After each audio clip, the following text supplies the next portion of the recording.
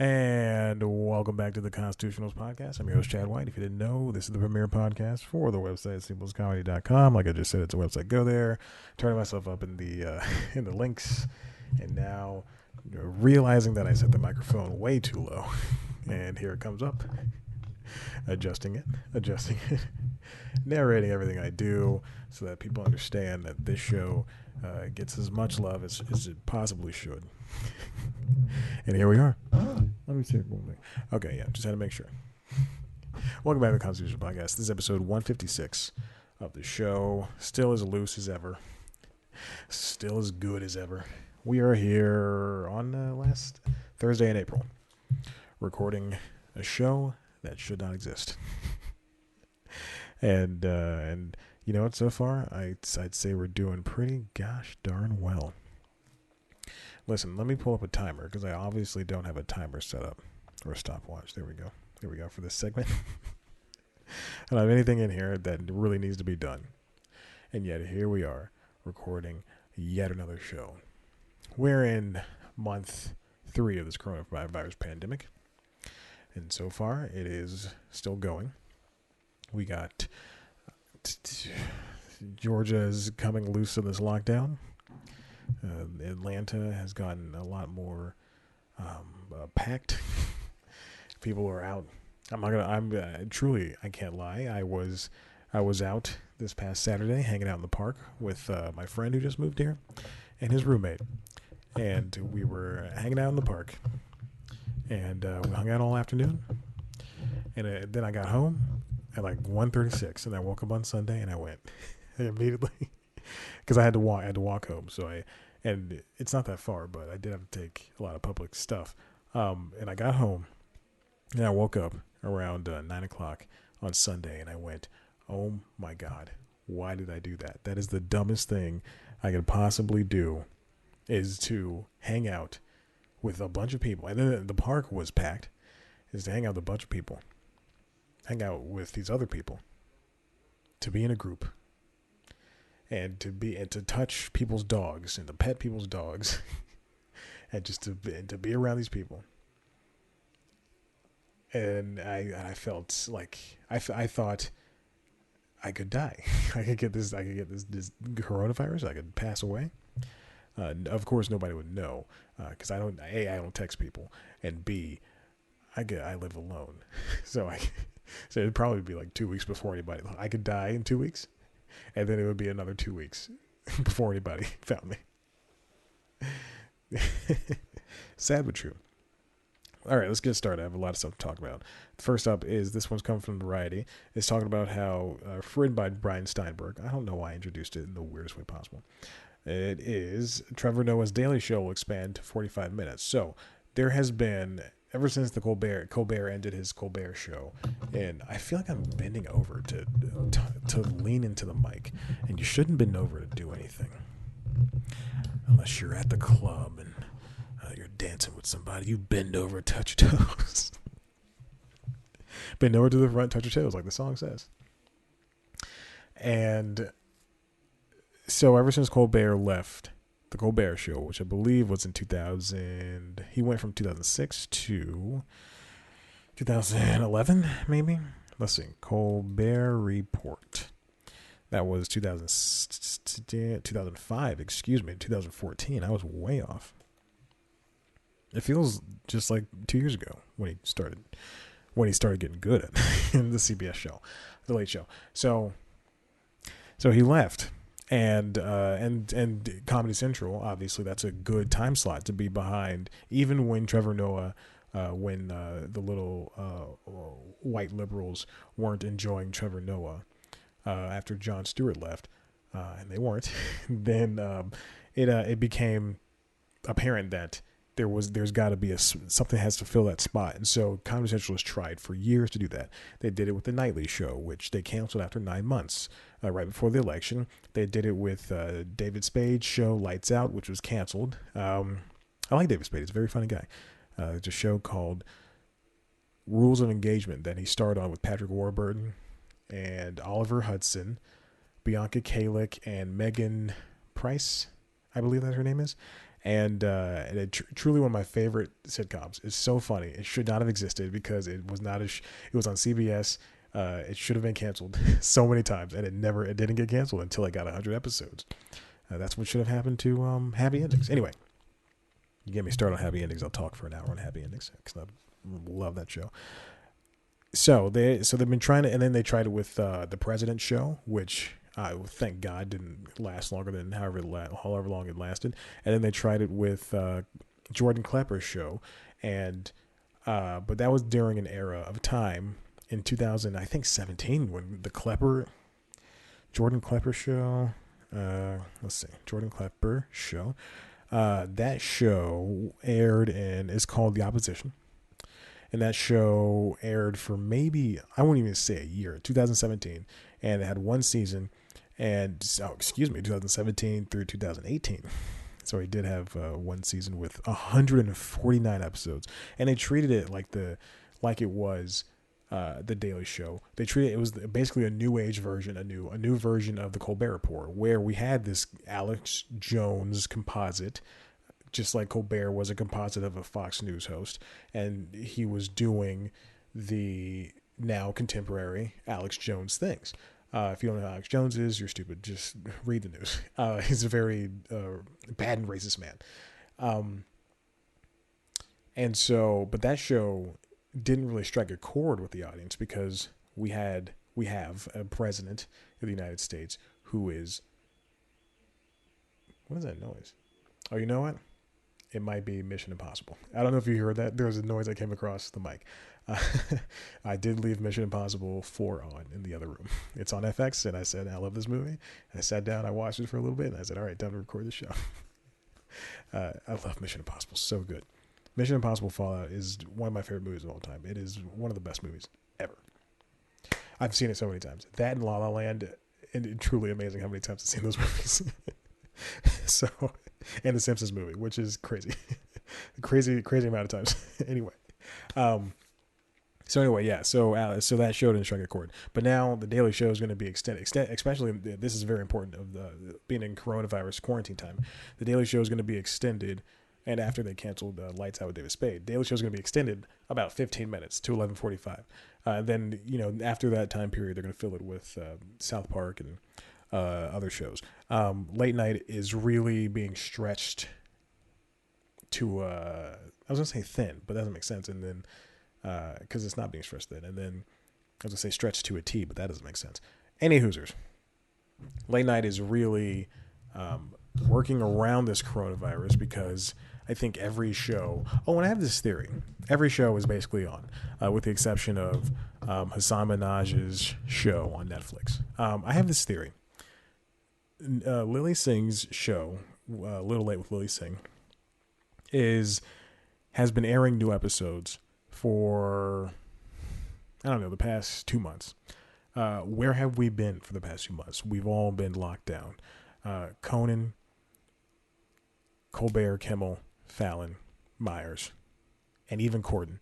None of those people started, and Samantha Bee. None of those people, and John Oliver, and Daisy Samiro, none of those people started airing shows from their homes until 5 weeks ago, 4 weeks ago at most. And so that's about a month.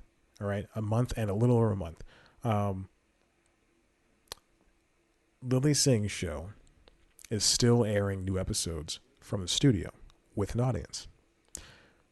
My theory is, and you gotta be wondering, how's that happening? My theory is that they bulk shot, because that show comes on at 1 o'clock in the morning or 1:30. My theory is they bulk shot a crap ton of shows, and they already did this. All right, because that show is not topical. Her monologues are not topical. The games aren't topical. The guests are barely topical. My theory is they bulk shot. Again, it's only half hour long. They shot like 20 episodes, 20, 30 episodes, and they're doing Monday through Friday. So I believe they shot all those episodes and they're just releasing them still. Because I searched her Twitter, I searched the YouTube, I searched all that stuff, I searched all the relevant stuff. They're all talking about being stuck at home. Or they're not talking about the work at all. They're not talking about the job. They're not talking about the show. So I guarantee that they bulk shot the show. And and now they're releasing episodes. So we'll see what happens when they run out in, at the end of May. We'll see if that show comes back. Because I know NBC bet on her, but I don't know. Like, I think that show is too millennial for its own sake. This next story comes from The Atlantic, written by Hannah Georgis. Truth be told, I only skimmed over this story, and today at work I was like, I should freshen up on these stories, but I didn't. But the gist of this one is, it's called "The Problem with Celebrities Urging Fans to Donate During the Pandemic." The gist of this is, written by Ms. Georgis, is saying that people are, laid off. I had a reporter friend who just texted me. She's going to be furloughed for a week. I wonder if that obviously affects her wages, but just for that week. And she's a reporter, so but she's going to be furloughed. A lot of people are furloughed. But now we have, speaking of late night, late night shows are asking, hey, donate money. People can't eat, donate money. And then you've got, other famous people going, hey, donate money, donate to all these causes that have suddenly come to the forefront. Excuse me. And she gives a specific example of Ashton Kutcher and Mila Kunis, a famed couple that they are, talking about their wine. They have a new product called Quarantine Wine. It's a Pinot Noir, $50 for 2 bottles. 100% of the profits will be donated. Not everybody has the money. And obviously you don't have to do this, but not everybody has the money to do that. Because I gave some money, but that's money out of my, and not to there. It was to No Kids Go Hungry, because no one was talking about that one at the time, but now everybody's talking about everything.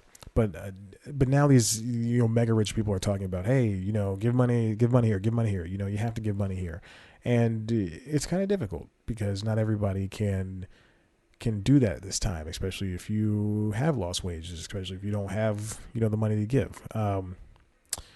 And then there's going to be talking about a pay-per-view rap battle between Dr. Dre and Diddy. So I mean, it's just very difficult that famous people are saying do these things when you kind of can't at some point. And then same thing for not going outside. We just talked about the show. I love The Daily Show. It's one of my favorite late night shows. Trevor Noah is one of my favorites. But at the end of a lot of his episodes, he's always going, stay home, don't go outside. And I think, well, some people have to go outside. I have to go to work. I have to go to the office. Some people need to go out for walks. Some people need to get out of their homes and do things. Not go to the park and hang out with a bunch of people around you. I'm not kidding. There's at least 150 people at this park. 100 people at the park. Something big's happening. Mission Impossible. So people have to go outside. And I think at some point, it's got to be disingenuous for you to go, okay, stay inside, don't do anything, don't touch anything, and clap for your frontline workers. At some point, it's just got to stop because you can't. People are going to have to go outside. I'm not one of those people who was protesting.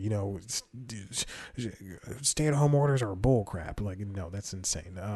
But if I want to go for a run, I want to go for a run. And I do every Saturday morning. So if you want to kill me, that's when you do it. But you don't know where I run. So there you go. And then the one more thing I want to hit before... Oh, you know what? I don't know if I have time for this. One more thing I want to hit before the break. The Simpsons. This is very sad. Over on the AV Club, they have been covering The Simpsons for as long as I can remember. And there's one writer that covered the majority of it. His name is Dennis Perkins. And I hate critics and I hate reading reviews, but there's one review that I basically read every single Monday morning, and it's the Simpsons review recap over at the AV Club, written by Dennis Perkins. Now this guy, I think, is a talented writer. I think he is very jaded. against current Simpsons and current SNL, because that's what he reviews: current Simpsons, current SNL. He's very harsh on on both shows. But you know what?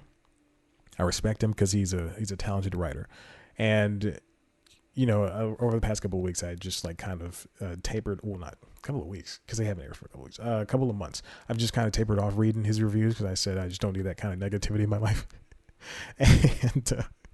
and this past episode was written by Pete Holmes, one of my favorite comedians, and it's a two-parter. And so I said, I'm going to check out Dennis Perkins' review of this. And then turns out I'm reading the review, and he says that Dennis Perkins says it is the website's last review, like except for special episodes here and there, like the Treehouses of Horror and maybe the Christmas ones, the season finales, season premieres, like the important ones.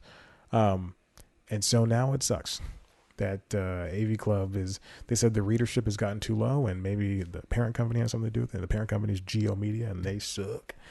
They don't control me, so I can talk straight smack about them and AT&T.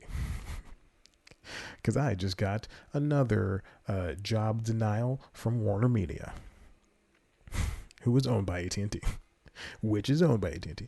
It stinks. And it stinks that a good column is going away because, the daddy company says it.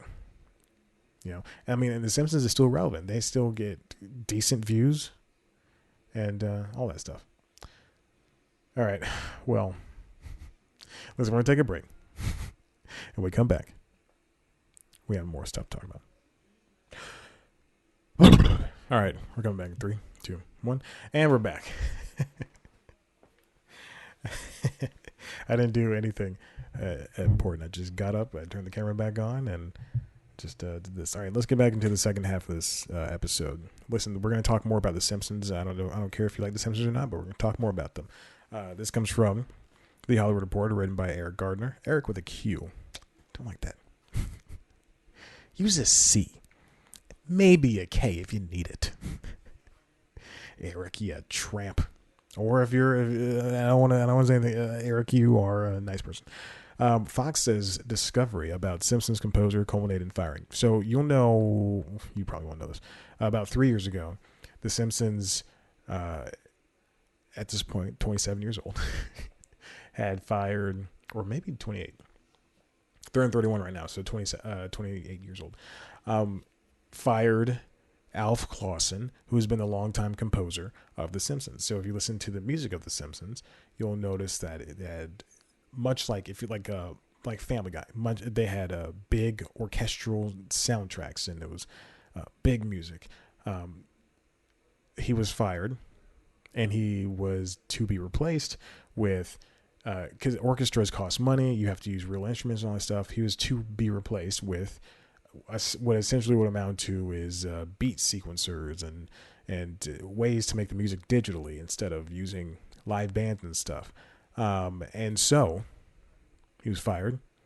He was, I believe, in his 70s, and he's an older gentleman. And today this week we have some new information on the firing. It turns out that The Simpsons might be, or the showrunners and producers might be kind of in the right for firing him, not because to save a buck, but also because that Clausen had apparently been shirking his duties and passing it off to other composers, unbeknownst to the producers. So according to an amended complaint that Clausen filed earlier this month, he was not only let go because of his advanced age, but also due to a perceived disability. The composer revealed he had been diagnosed with Parkinson's.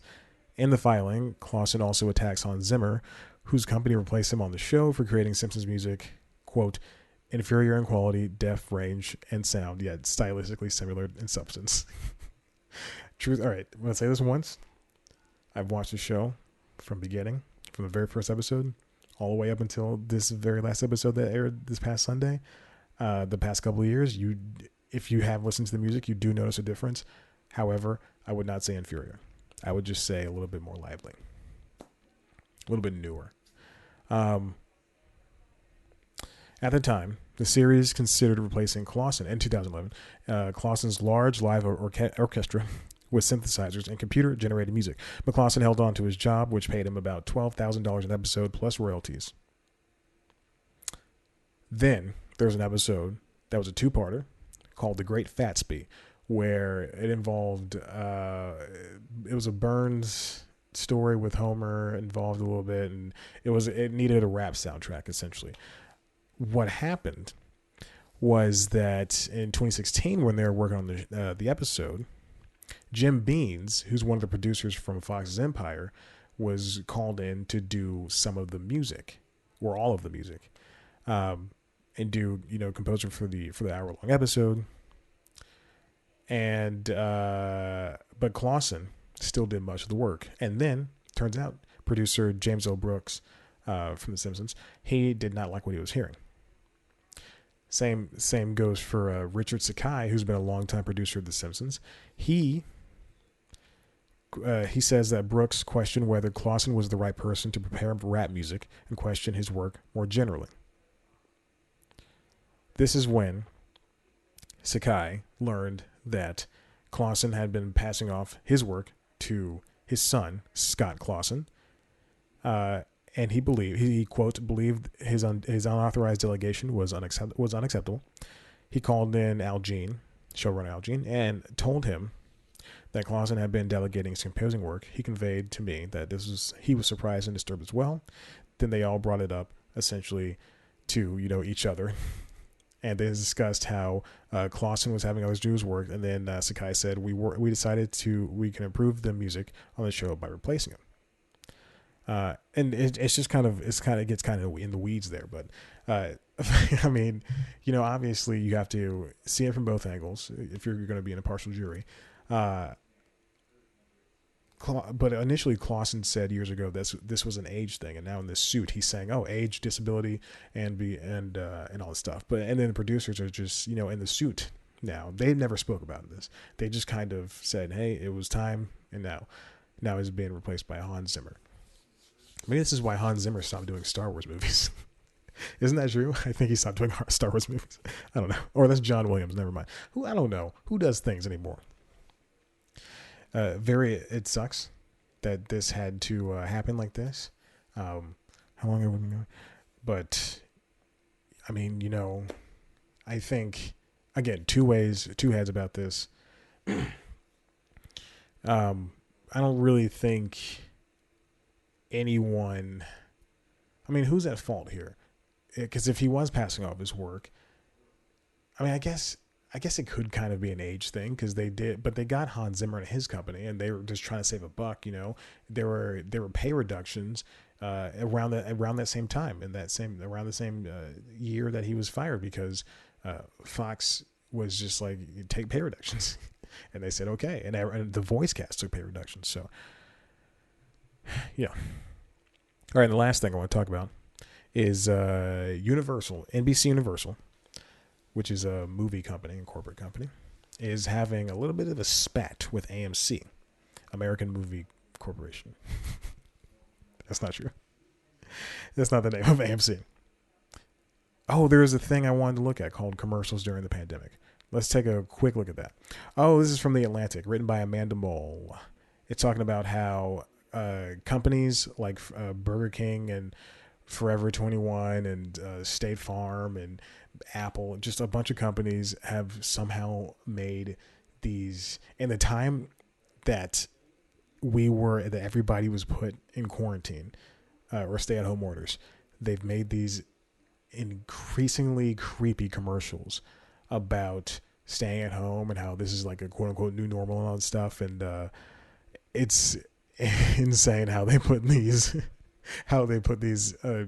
what she calls a pandemic dystopia, how they put these commercials out. Crazy. And actually, I think that might be the title of this episode, Pandemic Dystopia. I like that. It's a wonderful piece. Definitely check it out. Amanda Mull at The Atlantic. She's one of my favorites, right over there for that periodical. But I'm sorry I didn't get a chance to talk about it, but we got to talk about this really quick. Also, no one wants to hear me talk about ads anymore. I've done so many episodes. of the constitutionals and news time on ads. It's rote at this point. All right, this comes from, these next couple of stories are going to be all tied together. This comes from The Wrap, first of all. Written by Tom Gear. Universal's Trolls World Tour does nearly $100 million in the first 3 weeks of VOD rentals. Okay, so obviously we can't go out and do anything. So distributors have been releasing movies digitally for $20 per watch. And apparently, this is what I learned from Andy Daly. He was on comedian and TV's Andy Daly. He was on Never Not Funny, the podcast, and he said that his kids rented Trolls World Tour 3 times. Or excuse me, twice, and they tried it for a third time, but he realized that he had a $40 charge. So they watched it once, and then the next day they watched it again, and then he realized he had a $40 charge, and his daughter tried to rent it again. He said no more. So apparently these $20 rentals are one and done thing. Trolls World Tour is really, and the rest, The Hunt, The Invisible Man, they're all released digitally, $20 per watch. Trolls World Tour made $100 million in these rental fees from its April 10th debut. So it's now April 30th. So let's take away 2 days. So in roughly in 18 days, take away 2 days, it's 20 days. Roughly 18 days. That was 5 million rentals, roughly 5 million rentals, and that's $100 million in digital rental fees. Which means this is how they did their math. They said that Trolls World Tour has produced $77 million in revenue. That's more than the original 2016 movie did for the studio.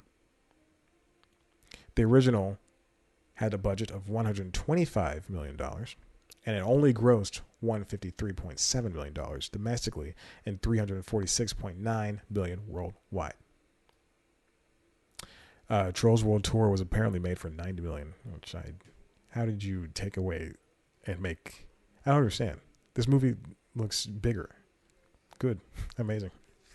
But now, Trolls World Tour is doing way better than the original movie has ever done. Ever. And it's on track to continue to do well. So now, NBC Universal is saying, this is pretty good for PVOD, which is paid video on demand. The CEO, Jeff Shell, told Wall Street Journal, as soon as theaters reopen, we expect to release movies on both formats, which put a damper on the plans of theaters. So with Universal mulling that, this next story comes from The Wrap again. It's written by Jeremy Fuster this time. AMC is saying, hey, if you release on digital, we're not going to release your movies, period. We're not going to carry your movies, period. AMC is obviously one of the, oh my God, this story yesterday was freaking free. This is what I was afraid of. This is why I hate reading The Wrap, because this bull crap, there's a freaking pop-up. Let me show you. You read the story and then a pop-up happens. Okay. AMC is saying they won't carry the story. I want to change that link because this is ridiculous. Then the NBCU boss comes back and says, "Hey, listen. It was just it's gonna be complimentary. People are gonna want to stay home and they're going to go see the movies." This next one comes from THR, the Hollywood Reporter, which doesn't have any pop-ups. NBCU CEO addresses Trolls theatrical window controversy, calls premium VOD complimentary. So Jeff Shell comes back and he's essentially saying, listen, we can do both. Shell told analysts that a majority of movies are currently being consumed at home, whether people like that or not, and it was, quote, not realistic to expect that change that right now, even though he said he expects theatrical is, quote, someday again going to be a central element of our business, adding that, quote, is how people make their movies and how they expect the movies to be seen. Oof. Okay. I mean, So it's difficult to really gauge how movies are doing because even all right, so let's say snap of the fingers by September, everything is fine, and the Oscars earlier today or yesterday even said that movies not released in theaters are going to have a chance to win an Oscar, to be put up for Oscar nominations. But you've had to had a plan for a theatrical release prior to the pandemic happening. But let's say snap of fingers in September, everything's fine. Even if people are, even if some of the nation says, all right, well, we'll stay inside, but the other 80% is out there, doing their work and excuse me, going to movie theaters and going to restaurants and stuff, but most importantly, and going playing outside, but most importantly, going to movie theaters. That doesn't mean that people are going to sit home and watch these movies. Like if James Bond doesn't come out in theaters, I mean, obviously people are going to watch it, but it's not going to be. I think it's not going to be as big as MGM wants it to be. Whoever distributes it. I think Universal might be distributing. No. Whoever wants it. Or like Fast and Furious 9, when that comes out next year, it's not going to be as big as you want it to be. It's not going to make the $1 billion that Fast and Furious 9 should make. It's an insane notion to say PVOD is going to be, I mean, obviously, yeah, it can be the future, but not at this point, because we're at a point where even if movie theater ticket sales are declining year over year, it's still the most optimal way to watch a film. I mean, that being said, movies obviously on Netflix or Hulu or Amazon, they come out and they can do gangbusters. You can have, what's a popular, To All the Boys I've Loved Before. That movie can do so well, but that is for a certain sect of people who like rom-coms, people who like female protagonists, people who like, this and that, versus, the entire world who's going to go see Black Panther 2 or Spider-Man Come Home, Far From Home. I watched that movie 2 weeks ago. I don't know if I talked about this. I thought it was fine. Too jokey for me. I can't, like, there needs to be a balance between any superhero movies with jokes and like seriousness. And I know Spider-Man's more of like the jokier type, but it just bothered me, like how many jokes were coming at you. I mean, and some of them are funny. I'm not gonna discount that. Anyway, not here nor there. I like that movie. Tom Holland's still the worst Spider-Man. I'm just joking. I was joking. He's up there. So what happens to the theatrical experience? This is from the article, the THR article. The National Association of Theater Owners responded by saying the outcome should not be interpreted as a sign of, quote, new normal for Hollywood. Quote, Universal does not have a reason to use unusual circumstances in an unprecedented environment as a springboard to bypass true theatrical releases, said NATO President and CEO John Fithian. The NATO is basically AMC, Regal, United Artists, Landmark Theaters, all the theaters, together. It's essentially their union. Fithian also said, we are confident that when theaters reopen, studios will continue to benefit from the global theatrical box office, followed by traditional home release. I can't imagine that Onward for Disney Plus did anything sort of well, because it didn't do well in theaters because it was only out for a week. Then they released it on Disney Plus a couple weeks later. I can't imagine that movie, made any money back for them. And even though I didn't like it, it's still a Pixar movie, and it still should have made beaucoup dollars. It should have made $800 million in the box office. I mean, this is what I was thinking today. Your kids are inside. Obviously, you're going to want to entertain them, and obviously, you're going to want to drop $20 to watch this movie. If you have a family of four, traditional, white picket fence, 2 Aryan children. 2 Aryan children. That's a better title than the last one. 2 Aryan children to watch Trolls World Tour. Of course, Trolls World Tour did well. That's what you want. Hold on, I gotta press the button again to start the stupid camera up. We're back. We're back. Anyway, that's what I mean. It just, yeah, like the NATO president said, you're using these unusual circumstances to try to sway that this is the better way of releasing movies, because it's not. It's not. Let's just get it through your thick head, your thick skull.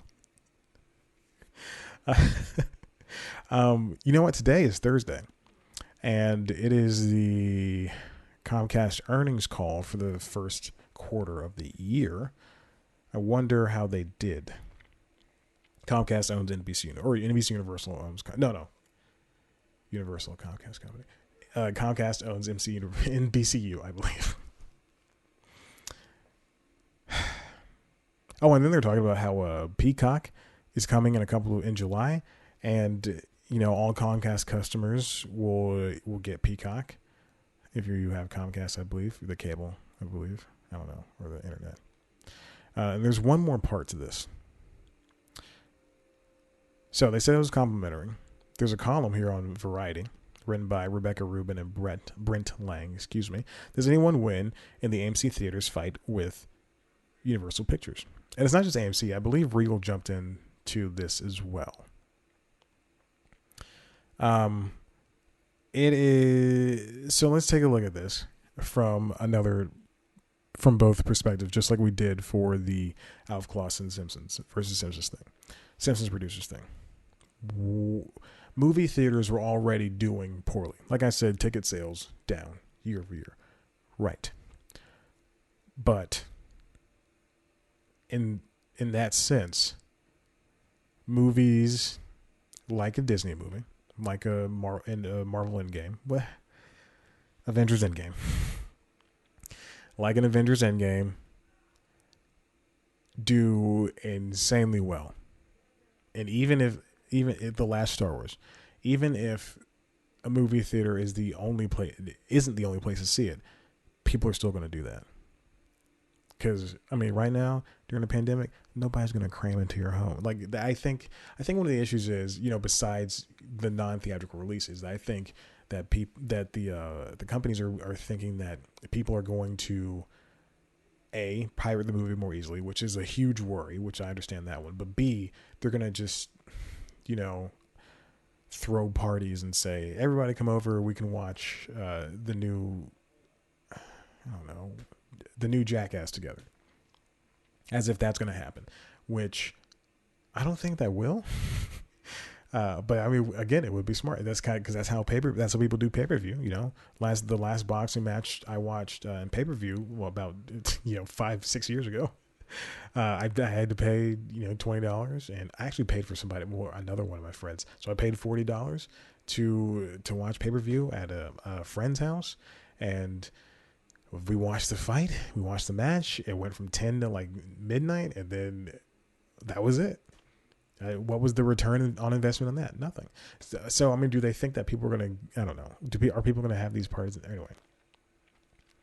But this is a good piece too. AMC apparently, perhaps this comes from an AMC head. I don't know his name. I'm looking for his name. His name, AMC CEO Adam Aryan,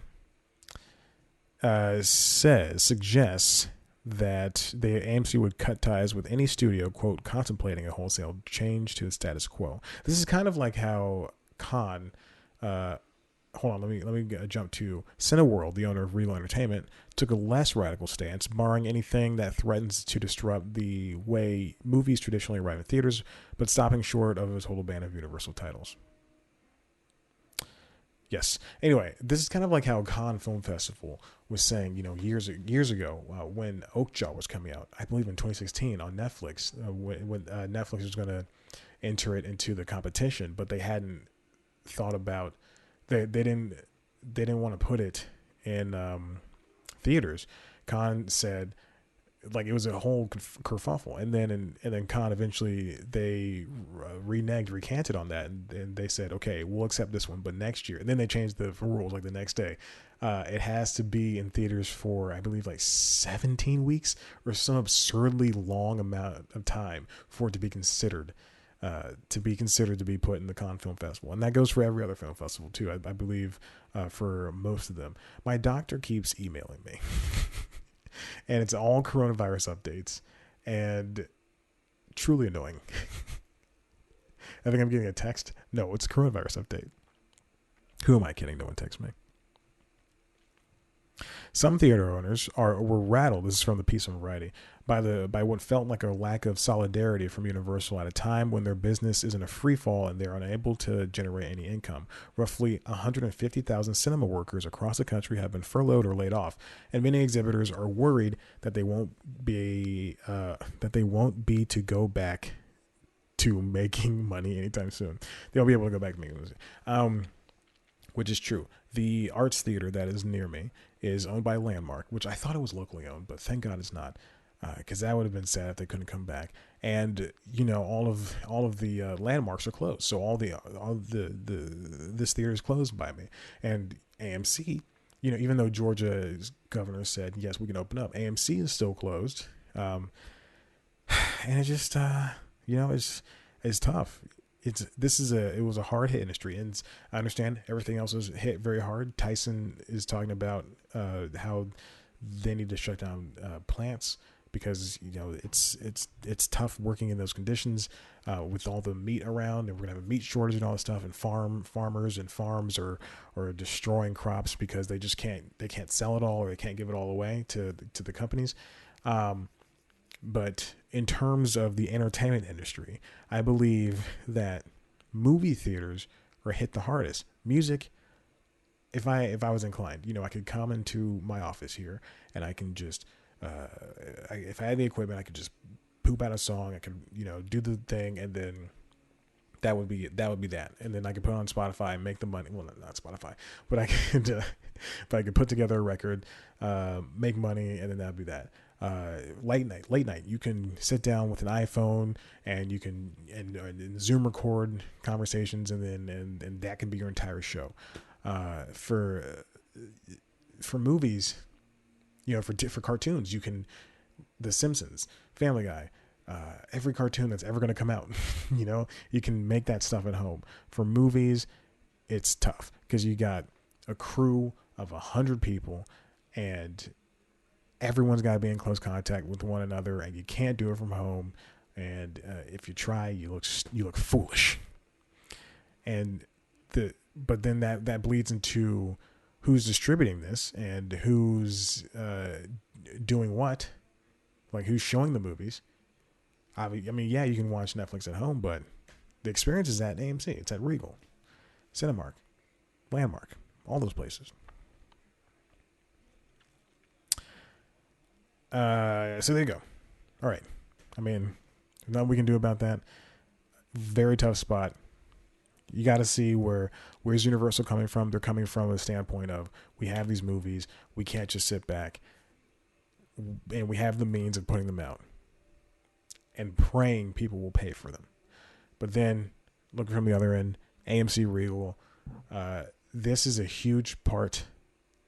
No one goes to the movie theater. Like there's a the movie theaters with restaurants in them, the ones where you can eat at your seat, and then they typically have a bar. They typically have like a bar restaurant area. The one, I used to live in the suburbs in Roswell, Georgia, and there was a movie theater near the more expensive side of town. Oh God, what was it? A movie It wasn't a movie tavern. Let's say it was a movie tavern, because there probably was a movie tavern. And it was a fairly new development, but it had been there for like 6 years by the time, or 5 years by the time I left. But it was, but there's a huge area where you can just sit down, and the bar, and there'll be like waiters waiting on you. And I just think, and there's food in the area too. Like there's not local places, but just your chains. And I just think, who would go, you know what? I don't want Five Guys. I'm not feeling Starbucks or Smoothie King. I don't want Greek. I don't want Checkers. And there's a Checkers up there too, I believe. like the last Checkers in Georgia. But who, I want to eat at this movie tavern. Let's go get a beer and get some wings, and let's just hang out at the movie tavern. You're gonna go see a movie? No, I'm not gonna go see a movie. I just want to eat a dinner at the movie tavern. Like, movies are meant to movie theaters are for movies. They're not for food. They're not for anything else. And when you're Universal, you're saying, hey, we're not going to release, Trolls 3 trolling again in theaters, or you're going to do it hand in hand with paid video on demand. Then you're making a fool of where you came from, of movie theaters. And so I've said making a fool twice, and I don't feel comfortable saying that. I've been listening to a lot of Doughboys. All right, listen. 47 minutes. Listen, if you like what you heard here, and I don't know why you would, head on over to a website, sequelscomedy.com, where there are so many great interviews with your favorite comedians like Larry the Cable Guy, Jimmy Pardo, Maria Bamford. It flips. Don't worry. It flips. If you're watching the video, you saw me slap my laptop multiple times and the screen just fell backwards by itself. Maria Bamford, Craig Ferguson, the Sklar brothers, Dan Van Kirk, just so many of your Jen Kirkman twice, Emma Willman twice, so many of your favorite comedians. Hopefully more. I'm going to go ahead and say this because I don't think I'm going to reach this goal, but at the beginning of the year, I said I hope to do, this is me coming off the high of Craig Ferguson. I said, all right, you know what? I'm going to do 50 interviews with with 50 comedians that I know. And if I can't, and if they don't have like a lot of followers or a big career move, then I'm just not going to interview them. And I was doing well. I was getting an interview basically every couple of weeks. And then the pandemic hit and I stopped getting interviews. With the exception of one that will be coming out next week at this point, around this time. Okay, so if you like that, if you like this show, if you want to see a video version of the show, youtube.com/comedy. I urge you to. It's fun. Just put on the background when you're, I don't know what people do at home now. Just put it on the background. It'll be fun. And rate, review, subscribe. Wherever you get your podcast. What else? Follow us on Instagram and Twitter at Simpsons Comedy. Follow me on Instagram and Twitter at Chad Black White. Like us on Facebook. That is it for the Constitutionalist Podcast. And I'm going to wrap this up by unlocking my iPad and playing the outro song. Thank you and good night.